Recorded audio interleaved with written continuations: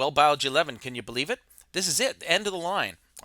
We've reached the end of the chordates, and this is the end of mammals, and we're going to do the second lecture and look at the diversity or the major groups of mammals and wrap up phylum Chordata. So here we go. Let's just get reflection rolling. Well, we're good to go. So as far as mammal diversity goes, mammals are able to inhabit pretty well any region on the planet. They can keep their own bodies warm. So whether it's land, whether it's desert regions, subtropical, tropical, you'll find mammals just about everywhere. Uh, but it comes at a cost. Being homeotherms, we pretty well have to eat all the time. So the major orders, let's see if it's keeping up here. There we go. The three main groups, and specifically what we're talking about here, are orders of mammals. We've got the monotremes, which are egg layers, and the platypus is the best example of that. We've got our marsupials, and they carry around their babies in a little pouch, and they don't really do placentas very well. In fact, I'd call them pseudoplacentals. Their babies, of course, are born internally, not in an egg like the platypus, but the marsupials, they don't finish the job with internal development of the babies. Whereas the true placentals, like us, sorry, I'll write over that poor fellow's face, whoever that was, I apologize. We carry our young to term inside the womb. Uh, Depending on how long that takes, it's up to the animal. In humans, it's basically a full 9 months beginning on the 10th month. So, monotremata are the egg layers, and it's pretty neat. The egg itself is leathery, and if you think about the last time we mentioned a leathery egg, we would have been talking about our relatives, the reptiles. So, pretty neat. They are egg layers, but it doesn't stop just there. They also have a cloaca. So we're looking at a quite a an how shall we say this? We're looking at similarities that sort of give a lot of overlap between ourselves and the reptiles, and it shows some common heritage. In fact, that's what it's strongly suggesting, including those soft-shelled eggs, which are very reptilian in nature. If you look at avian eggs, um, they're hard-shelled. So the soft-shelled eggs, we're looking at something that is very closely related to reptiles, and it shows in all these characteristics. There's not a heck of a lot of monotremes left. We've got the duck-billed platypus, and a couple of spiny anteaters, and a few echidna. And you find these around Australia and New Guinea. Let's pop out of reflection for just a second here. On the course website, I'll point out that you want to check out the video that we have. Let's show you right here. You want to check out this video right down here, video of the platypus. It goes into a lot of distinct adaptations of the platypus, how they burrow into muddy riverbanks, how the males fight because they've got a spiny spur. It's like a claw. Think of almost like a dew claw on a dog on the back of their forelimb, and it's venomous. It's very, very nasty stuff. But Wikipedia does a good job of showing this. So here's our monotremes, and when you look at the monotremes, there we go. They lay an egg that's very similar to the egg that you would see in pretty well in a reptile, right? With the developing critter, and it's got a chorion, it's got an allantois for waist. You can see the yolk sac there. So I just want to show you that the egg, this amniotic egg, is pretty well the same idea. Now, when you look at, let's move this over here like this. When you look at marsupials, which are the next major group, we'll move on to them. Their range is somewhat limited. The marsupials are an interesting, I always say, an interesting evolutionary experiment.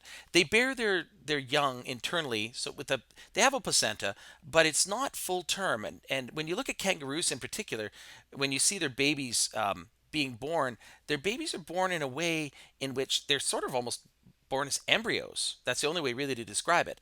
And then they climb into the pouch and find the milk nipple, and they consume milk, and the nutrients are basically like a replacement for the placenta, and they just latch on until they're done, basically their full development.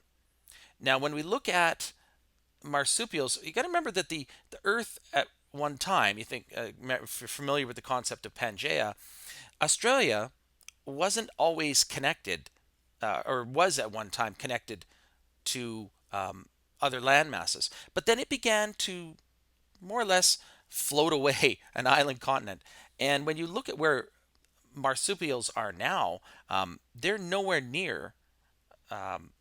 We don't see them really, except for possums and things like that, in North America. In fact, a lot of the marsupials are in Australia. And we see marsupial examples for each one of the mammals we find in North America. So let's take a little look at that. I think that's an important point because our platypi, pretty easy, Australia, New Guinea, that's pretty well where you find them. But the marsupials, look at these body forms. Now, this thing is a wombat, and you look at big furry rodents.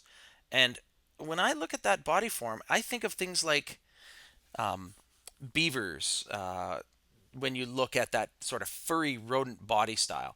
And it's a similar design in a different environment. And the environment provided the sets of roles and challenges that these critters evolved to.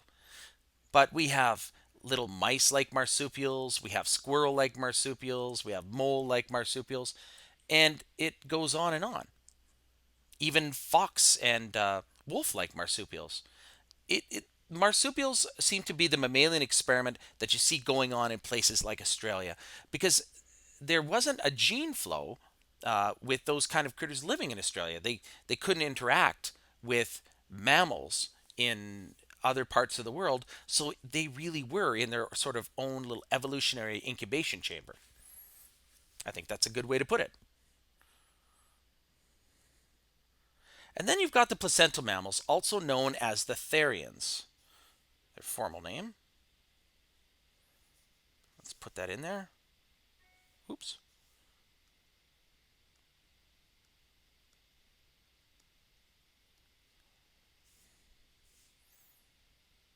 And they have a placenta, which is a structure shortly after a zygote develops. The zygote itself will implant in the uterine wall. And what it does is the placenta uh, is sort of like a mainline connection to the mother's body and bringing the embryonic blood vessels very close to the maternal blood vessels in the uterine wall allows for an exchange by diffusion. So, food, carbon dioxide, oxygen, etc. And then through the umbilical artery and the umbilical vein, you see sort of more or less a transport system. So, the baby doesn't have to breathe because it's breathing by diffusion with the mother. This can't go on indefinitely, of course. The baby gets to its 10th month and, um, well, the end of the ninth month, and sometimes they go into the 10th month when we're talking about humans. And that's pretty well it. It's time to be born, time to breathe with your own set of lungs, if you will. But that placenta that you see there, that's not something that you see well developed in the marsupials. They don't do that. Not nearly to the extent of development as we see with the placental mammals. So if we think back now, there was this topic of convergent evolution. How can animals on different continents be similar in form and function? Well, they have very similar genetic codes. And, well, when you look at the body forms, they were similar opportunities. So is there a squirrel-like opportunity on some continents? Let's compare Australia to mainland Canada, USA. Yes, there is. Is there an opportunity for something that's canine-like? Yes, there is.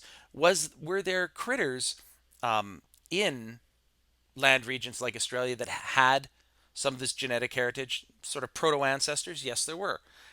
So there's a tremendous radiation into similar areas, and really what's happened is that the critters have had similar evolutionary experiments going on. So they're adapting to their environments in similar ways. And we see it in their body forms. And it's another case for evolution. When you look at the echidna and the anteater, right? You look at those and you say, well, that's kind of interesting, right? They're both kind of ant-eating forms. The echidna's a little different, right? We see the aardvark in southern Africa. Let's go up to Asia, Chinese pangolin. These are all versions of anteaters. Nine-banded armadillo, right, in Mexico. It just shows its common DNA, and because um, it had a common role in the environment, the bodies have set themselves up in very similar ways. Long snouts, thin tongues, quadrupedal because it's low to the ground on all fours. I think you get the idea. This really drove it home for me. I remember seeing, I think, this exact same picture long ago in university. But if we look at the placentals versus the marsupials, take a look at the flying squirrels. I mean, these things don't even breed, and they look like squirrels, right? When we look at things like groundhogs, if you ever remember Groundhog Day, you bring these things out. Do they see their shadow? Don't they see their shadow? How much more winter are we going to have? You get the idea. I look at something like that and I just see that giant rodent body that makes me think of a beaver, for example. The Australians have their wombat. We've already looked at the anteaters. There's two versions of moles, and you can see the mouse, very similar adaptations, even with the long ears. Some of these mice have these huge ears, and it turns out that's an adaptation to let off a lot of heat. So, very neat case for convergent evolution, where even though they're separated by a distance, they're converging on similar body forms in separate evolutionary incubation chambers, right? Separated by distance, geography. They're not they're even reproductively isolated. The genes don't flow between these critters, yet their body types are very similar. There you go, convergent evolution. So, as I peek down, oh, look at that, there's a quiz. Well, I won't take you through this quiz. I never really did. We'll do that in class. That's where that belongs. But for now, ladies and gentlemen, that is it.